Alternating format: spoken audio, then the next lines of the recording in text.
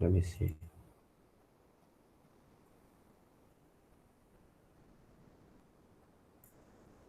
Okay, so we have done with lecture 6 part 1 last week, which is on intermodal dispersion in optical fiber. Okay, so I believe that we have learned about these topics last week.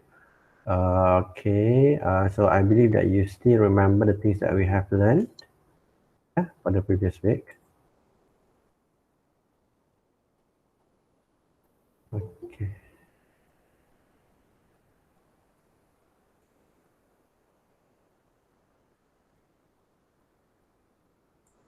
Right. So from what we have learned, in this topic of intermodal dispersion, we have understand that these topics of intermodal dispersion is only applicable to multimode fiber. Yeah.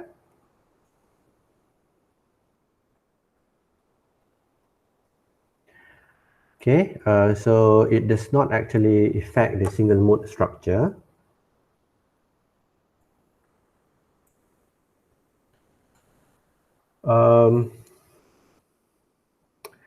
Okay, so this is a summary from what we have learned last week, in which there are two possibilities. The first one is when we have a case of non-overlapping assumption. Okay, this is the equation for the power spreading. Okay, where the power spreading is given by ln1 and delta of c, if delta is the relative index difference. And when we have a case in which the powers are said to be overlapped, okay, this is a case of RMS, root mean square approximation, which is a statistical approximation of the power spread. So it is given by this equation. Okay, and there are two possibilities where we have a case of step index multimode or gray index multimode. So these are the equations that can be used to calculate both the power spreading, which is based on RMS and also based on the non-overlapping assumption. And this is the equation that enables us to calculate the bit rate or the bandwidth of your fiber optics, yeah? In which we have a BT is 1/2 tau. So this tau basically is this one, yeah? You see, this tau and this power spread is the same, yeah? Whereas for the RMS value or RMS approximation, the bit rate is given by this equation, 0.2 over sigma. So sigma is the same as this. In this case, because we are dealing with the intermodal dispersion, so the value of this power spread to be taken based on this value of RMS power spreading. So later on in lecture 6 part 2, we're going to learn about the intramodal dispersion. So we're going to see that there should be some changes on the value for the sigma here and also for the tau, yeah? But the equations that are used to calculate the bit rate are still the same. Only the parameters, yeah, parameters of this sigma and parameters of this tau will be changed a bit. So that will be learned later in lecture 6 part 2, yeah? Okay. So again, this is a summary from lecture 6 part 1, yeah, on the topics of intermodal dispersion. Okay, so I hope that you really understand, yeah, the topics of intermodal dispersion, because this topic will be tested, yeah, will be tested in your test 1, yeah, in your test 1. Yeah, test 1 will be held in 2 weeks time. Supposedly it will be on the okay, let me see, yeah. So next week will be on the 26th. Next week our class will be on 25th and 26th. So that a week after that, yeah, week after, somewhere around what, around 2nd or 3rd of December, yeah, which will be the final week before we have a break, 1 week break. I will let you know the details on test 1 next week, yeah.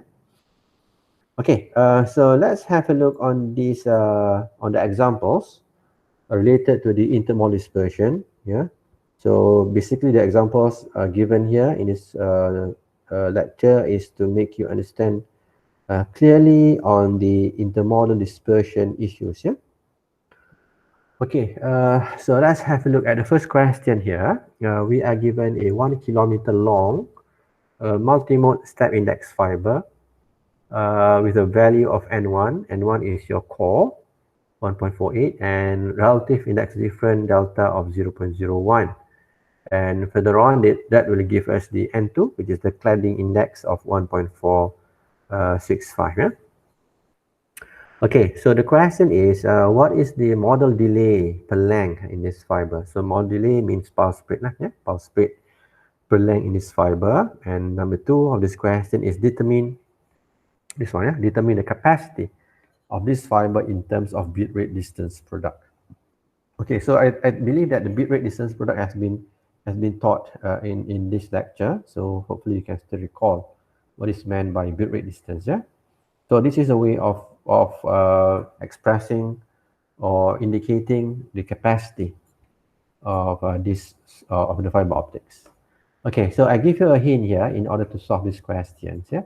So this is the equations that is to be based on the power spread, which is based on non-linear, sorry, not non-linear, I apologize, which is based on non-overlapping approximation, yeah, non-overlapping case, yeah, in which if we base on this equation, it is to calculate, this equation is obtained based on the time difference between the highest order mode and the lowest order mode, if you can recall back, yeah.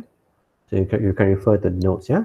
So I repeat again, this power spread or time delay is basically a difference between a time posted by a propagation of the modes, yeah, a difference between propagation time between the modes, yeah, which is difference between the highest order mode propagation and lowest order mode propagation. So that will give us this equation, yeah, in which it is based on L. L is the length of the fiber, and 1 is the core index, and 2 is the clad index, C is the speed of light, and delta here is the relative index difference. So basically all of this information can be obtained from the given question here. So we just substitute the values accordingly. Okay, so from this value, yeah, from this value, then we can use the bit rate equation that we have seen before in the previous slide that can be used to calculate the bit rate. Yeah, used to calculate the bit rate. So allow me to get back to the previous slide to make it clearer for us. Yeah. Okay, I'm referring to this. So basically the equation used to solve the question is we use this column, which is for non-overlapping assumption. The time delay is given by this, whether you can use the equation that has the NA or numerical aperture or has the relative index difference delta. Okay, so once you have this delta, you can use it to find the bit rate by substituting into this equation. Okay, note that I'm sorry because I'm using different symbol.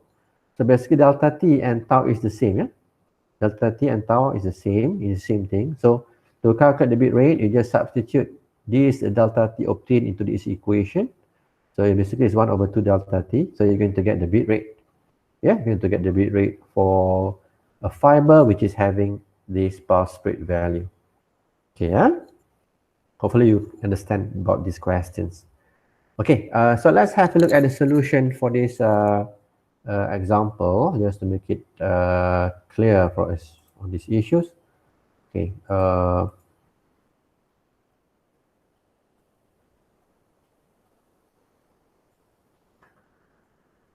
Okay, this is the solution for question 1 just now. We are having a 1 kilometer long multimode fiber. Okay, so just to remind you that what we are dealing now is only for intermodal dispersion, yeah? That's why our discussion will be on multimode fiber only, yeah? Because in single mode fiber, intermodal dispersion does not exist, yeah? I repeat again, for single mode fiber, intermodal dispersion does not exist, yeah? No such mode dispersion in single mode fiber. Okay, so this is the case. We are having this equation to be used. So basically the delay per length as requested from the question, which will be delta T over L. So we have to take the L to the left hand side. So and up we're going to have the value of molar delay per length shall be equals to 4.98 times 10 power down negative 8 or equals to 49.8 nanosecond per kilometer. Okay, so you have to be very careful on this, because the unit is very critical here. This unit is in meter per second, which is for the speed of light. So to get second per kilometer, so basically it should be 3 times 10 power of 5. Yeah, 3 times 10 power of 5. So you have to be very careful on this. If you mistakenly put 8, so the answer that you're going to get this will be wrong, because the unit for the molar delay per length should be in a nanosecond per kilometer. Okay, so please be very extra careful on this. Okay, so once you have this molar delay per length, you can use it to find the bit rate, which is based on this equation that I mentioned in the lecture slide just now. So which is 1 over 2 delta t. So delta t is obtained previously here, what 49.8 nanosecond per kilometer. So and up, you're going to get a value of bit rate of 10.04 megabit per second, 10.04 megabit per second. So the capacity of the fiber in bit rate length will be a bit rate obtained 10.04 multiplied with the distance, multiplied with the distance. So distance in this case is 1 kilometer because we're not given any detailed length. So it's 1 kilometer here, 1 kilometer here. So just multiply the bit rate of 10.04 with the distance of 1 km, which will give us 10.04 megabit per second kilometer. Okay, so that's how you calculate the capacity in the units of bit rate distance product. Yeah. Okay, if you got any question, please ask me during the lecture. Okay. So let's proceed with the question 2 of this topic. Right, so this is about we need to calculate the pulse rate. How much will a light pulse spread after traveling along 1 kilometer of step index fiber, whose NA is 0.275 and N core is 1.487. Okay, furthermore, check whether this pulse spread amount will cause ISI to the system of 10 megabit per second of bit rate. Okay. Right, so basically this is about again we are having a fiber step index. So this should be a case of multi-mode fiber, right? Having the NA of 0.275 and a core index of 1.487 with a fiber length of 1 kilometer. So for this, you can calculate the pulse spread by using the equations given here. So I'm giving you a hint because to calculate the pulse spread, there are two options, whether to use this equation having the NA terms, or you can use this equation above, which is based on the relative index difference. Yeah. So because in this question, you are given the NA straight away, so you can simply use the equations that has the NA parameter. So the pulse spread will be NA squared over 2C of N1. Okay, so once you have this pulse spread value, you have to use it to answer the second question, in which we need to check whether the pulse spread amount that we are going to get or that we obtained, shall it cause ISI to the system of 10 megabit per second of bit rate. So in other words, based on the given pulse spread, you need to calculate the bit rate obtained. Okay, so somehow similar to the previous question. Yeah, so the method, the technique is similar to the previous question, which is to first obtain the pulse spread. Next is to calculate the bit rate based on the obtained pulse spread value. Yeah. Okay, so let's have a look at the solution for this example.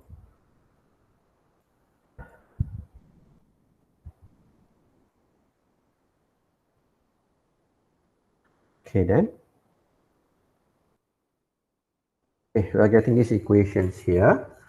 All right. The delay difference, if you base on this equation having the NA, yeah. So L and A squared divided by 2CN1. Okay. So sorry. Let me check. Is it the similar question as before? Huh. Let me check. 6 kilometers. Ah. Okay. Sorry. Right. Let me check the solution. I think I made a solution for this question just now.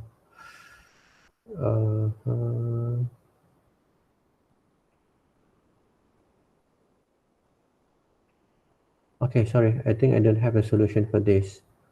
Okay, I'm going to prepare a solution for this question. Sorry for that, yeah? Okay, but the idea is there. And the idea is there. Okay, going back to the solutions here. Okay, I'm going back to the questions, yeah? Right. Sorry for this mistake. Going back to this question just now.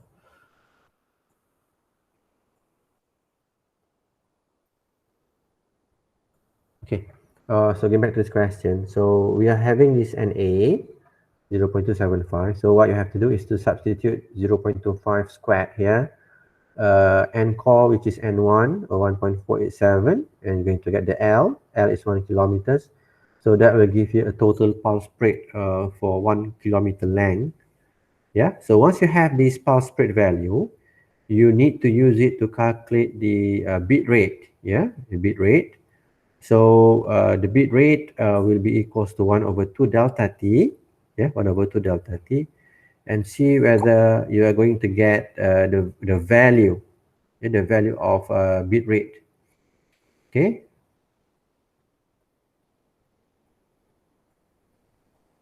Okay, so check the value of bit rate that you're going to get based on this substitution of NA and N-core.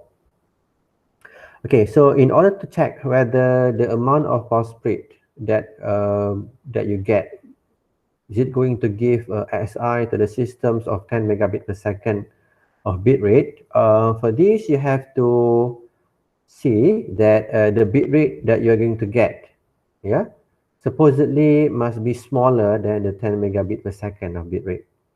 Yeah, so if the bit rate that you're going to get is smaller than this 10 megabit per second, so supposedly it will not cause any SI or intersignal interference to this to the systems here. Yeah, so that's how you answer this question. Sorry, my mistake. I have not prepared the solution for this question. Yeah. Okay. So now we are going to proceed with the next example here. Okay, this example is for a case of 6 kilometer length of fiber optics, having a multimode fiber with a core index of 1.5 and relative index difference of 1%. Okay, so these are the informations given. 6 kilometer length, N1 or N core is 1.5, and a delta which is 1%. So based on this, number one, you have to calculate the delay difference, yeah, between the slowest and fastest mode of the fiber output and the fiber output. Okay, the mean delay difference here is you need to use a formulations of non-overlapping assumption, yeah, which is the delta T that you have obtained, that you have been used in the previous example. In other words, you have to use these equations. Yes, I give you a hint here. Yeah, you can use either the first equation, which has the NA, or you can use the second equation, which is based on the relative index difference value. Okay, so this will enable us to find the delay difference or pulse spread straight away.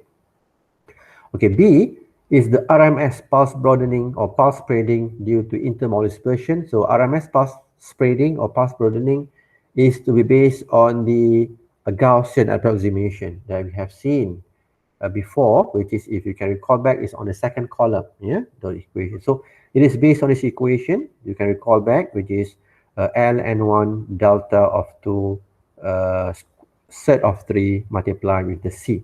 Okay, so you have to use this equation to calculate the RMS value of pulse spreading. Okay, yeah? So that should be two different things here. The first one is to be based on overlapping assumption. Number 2 is to be based on overlapping assumption, which is based on the RMS Gaussian assumption. Okay. And number C is to calculate the maximum bit rate. Yeah, maximum bit rate that may be obtained without substantial errors on the link, assuming only intermodal dispersion. So for to calculate the bit rate, we have two options, whether to use 1/2 tau or 0.2 over sigma s. Okay. And this is the first one is to be based on non-linear approximation, non-overlapping assumption, which is based on this value. Basically, delta t and tau are the same things. Whereas for the second equations here, 0.2 over sigma s is to be based on these equations. Yeah. Okay. So for this, to calculate the maximum bit rate, you have to choose the highest value. Out of these two, you have to choose the highest value. So that should be the maximum bit rate that shall be adopted. Okay. And for part D of the questions, to find the bandwidth length product corresponding to C. Okay, in this case, we are assuming that the bit rate and the bandwidth are the same. Yeah, if we consider the return to zero code, return to zero line coding, yeah, we can assume that the bit rate and the bandwidth are the same. Okay, so from the part C, from the BT that you have chosen, you can simply multiply the bit rate or the bandwidth obtained with the length, which is 6 kilometers. So that's how you obtain the bandwidth length product corresponding to C, this question. So bandwidth length product and bit rate length product are basically the same things. Yeah, I repeat again, bit rate length and bandwidth length product are the same things, because both of it shall be applied or shall be used to calculate or to obtain the capacity of the fiber. Okay, right. Okay, so let's have a look at the solution for this example.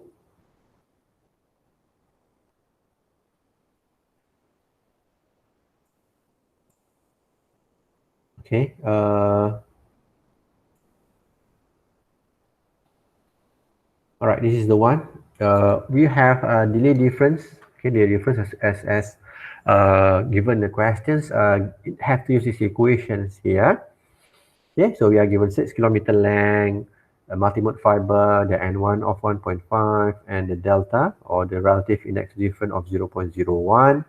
So substituting of all of these informations in this equation finally will give us the delta t or pulse spread is 300 nanosecond. Okay, so that is your pulse spreading based on the given parameters. Yeah. Okay, so that is your pulse spreading. And number B is to calculate the pulse spreading RMS value.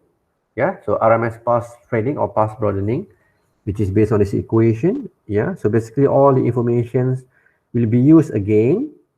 Okay, so finally we're going to get the pulse spread. The RMS pulse spread is 86.7 nanosecond. Yeah, 86.7 nanosecond. So if you compare the values previously obtained, this is for the non-overlapping assumption, gave us 300 nanoseconds.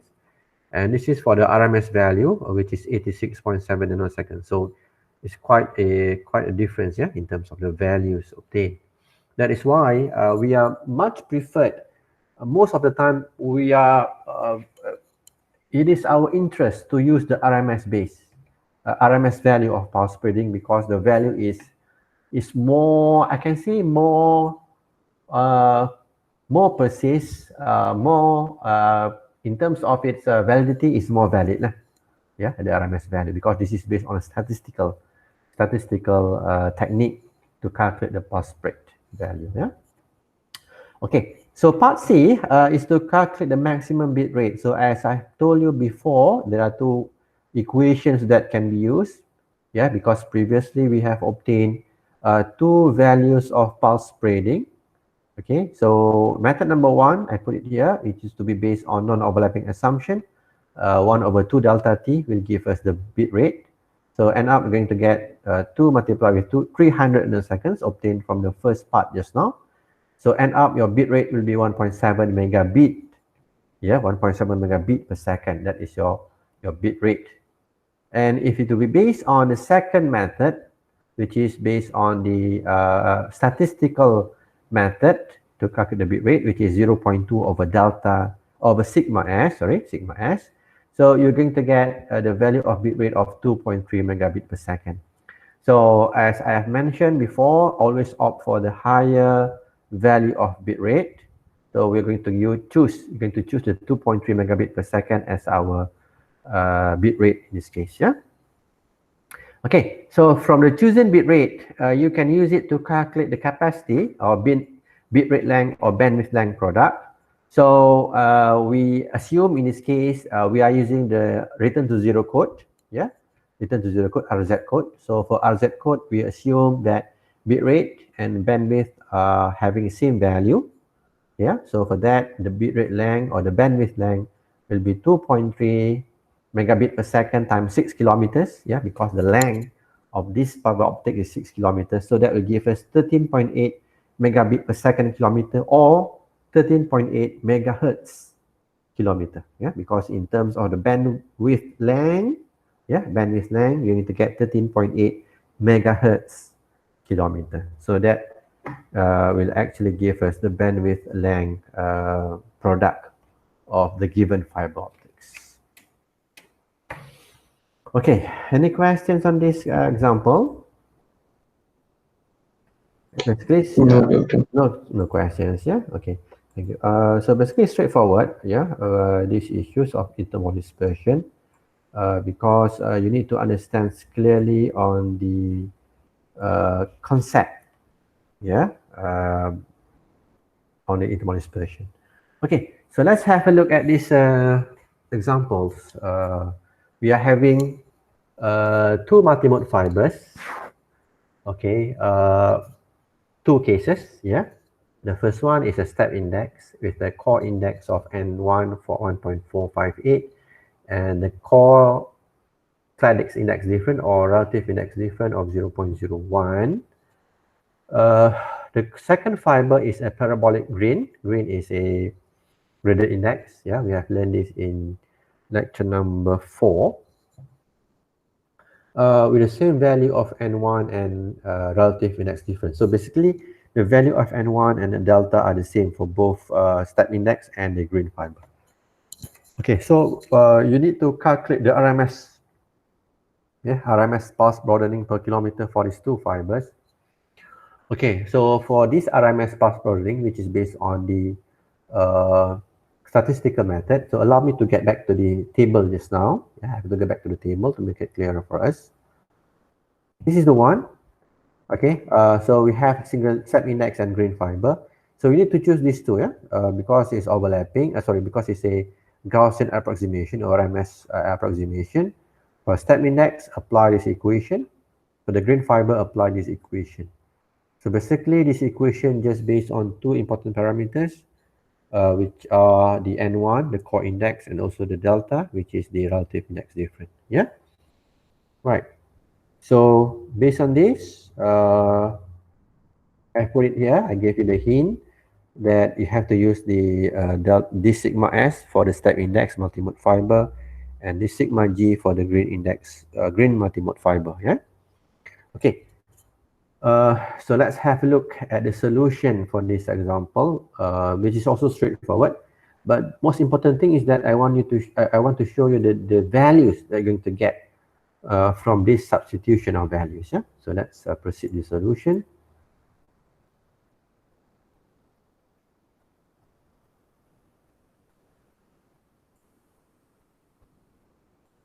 Okay.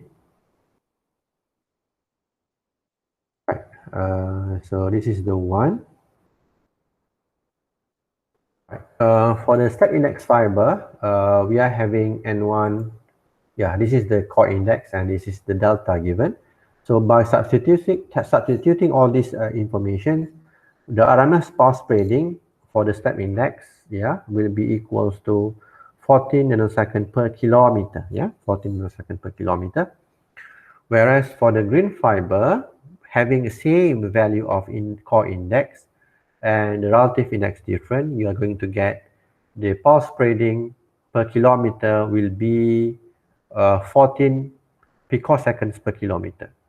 So can you see the difference between the value here? So for the step index multimode fiber, it is in nanosecond per kilometer, and for the green fiber, it will be picoseconds per kilometer. So the difference of the pulse break is very huge.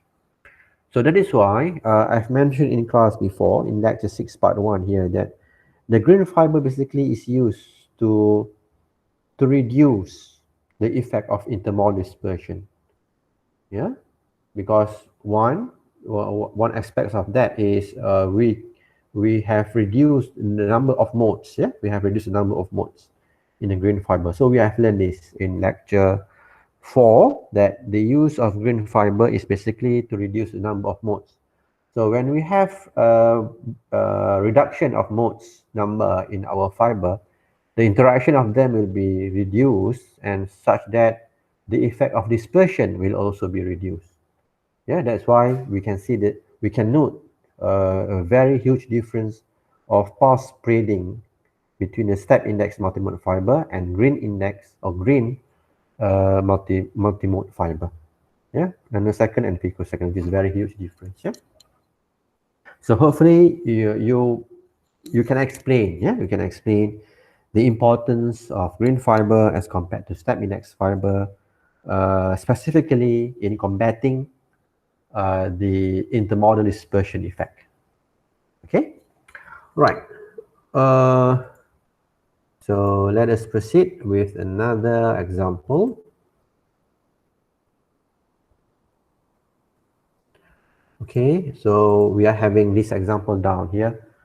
We have an 8-kilometer optical link without repeaters, and it uses the multimode graded index fibers, so multimode green fiber, which has a bandwidth length product of 400 megahertz per kilometer. Okay, so in this case, we are having a multimode green fiber, length of 8 kilometers, and in these questions, we are given straight away the bandwidth length product of this fiber, or the capacity of this fiber, which is in 400 megahertz kilometer.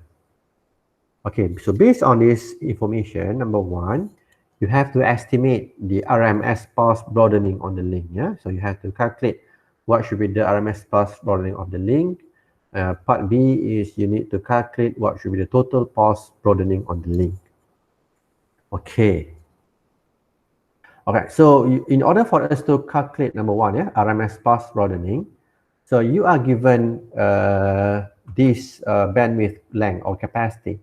So from this capacity, basically you can calculate, yeah, what should be the RMS pulse broadening, because the equation that we have seen just now, yeah, BT, or the bit rate, equals to 0.2 divided by sigma s. Yeah, I repeat again, the BT, the bit rate, equals to 0.2 divided by sigma s. So that is for the case of bit rate, when your pulse spreading is to be based on RMS value. Okay, in this case, we are assuming that the bit rate and bandwidth are the same.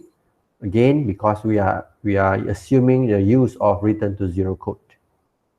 Okay, so from that you can use it to calculate the RMS pulse broadening of the link by having informations of the bit rate straight away. Okay, so let's have a look at the solutions on this example, just to make it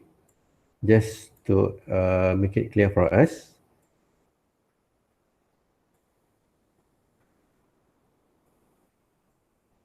Okay.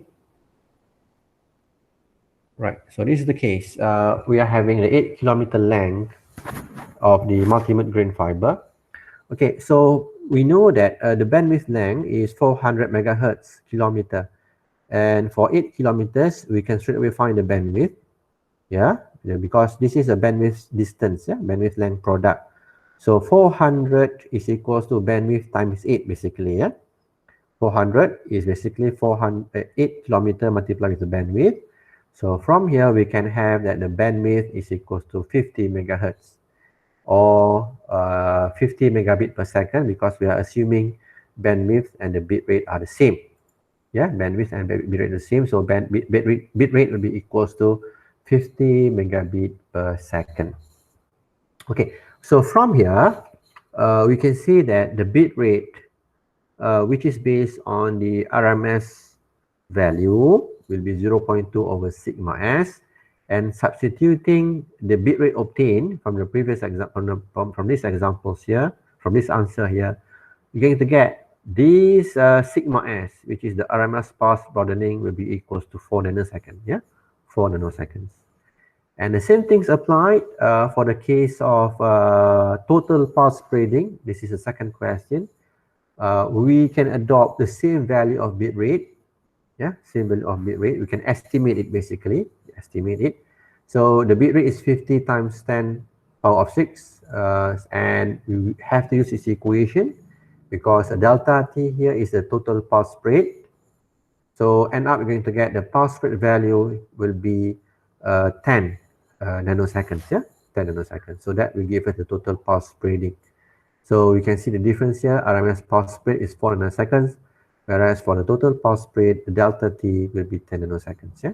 So that's how we answer these questions on this issue. Okay, any question on this example? So in this example, I show you that we can calculate the delay spread, yeah, the power spread, both RMS base, yeah, RMS base, and also total value, power spread value, by having informations of the capacity or the bandwidth length product of the fiber. Okay, right. So let us proceed now with the next example. So I believe this is the last example for today's class. Okay, so we are having this example here, straightforward actually, the question. We are having a multi-mode step index fiber in which this fiber gives a total path broadening of 95 nanosecond over 5 kilometer length.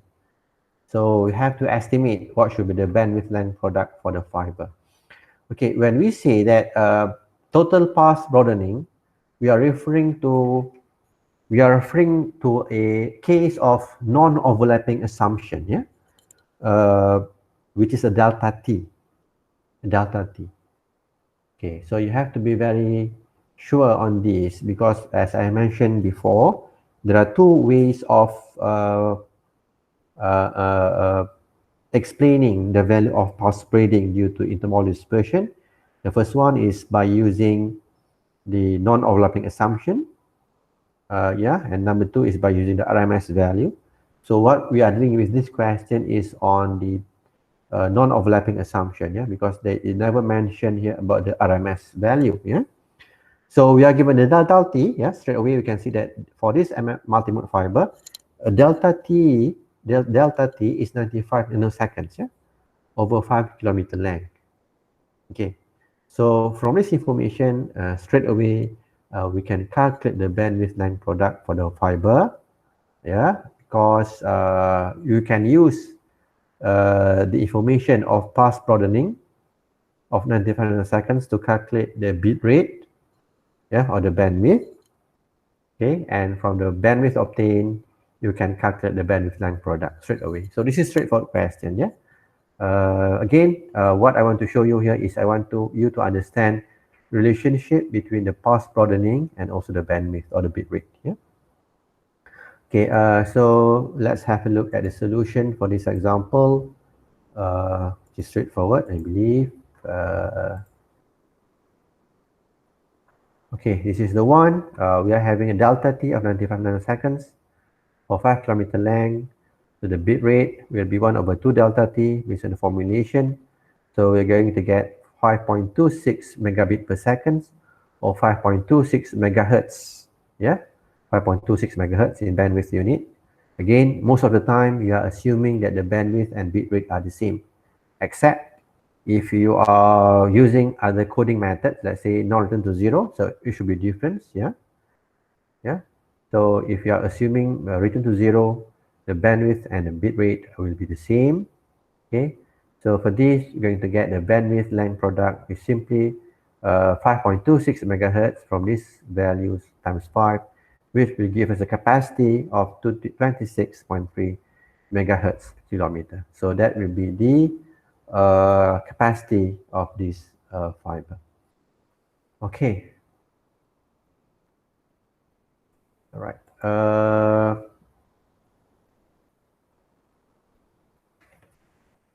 Okay, so that will be the end of lecture 6 part 1. So we have done with the examples.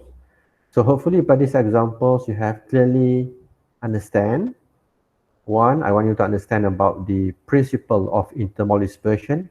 Yeah, so you must be able to explain the concept on this intermodal dispersion is very important. Yeah. Number two, you must be able to differentiate. You must be able to find out what should be the pulse spread value based on the situations given. You must also be able to calculate the bit rate of your fiber optics or your system, yeah, bit rate of the system or bandwidth of the system, in which it is to be based on the pulse spreading value. Okay. Okay, and basically that these are the things that I want you to understand for lecture 6 part 1. Yeah. Right. So in lecture 6 part 2, which will be covered next tomorrow. So we're going to finish lecture 6 part 2 tomorrow, inshallah. We're going to cover on this topic of intramodal dispersion. Yeah, intramodal dispersion. So our test 1 will be up to this lecture 6 part 2. Yeah, so means that lecture 1 will be covered. Sorry, test 1 will be covered until this week's lecture. Yeah, we're going to finish chapter 3 tomorrow. Okay then, is there any questions related to this lecture 6 part 1?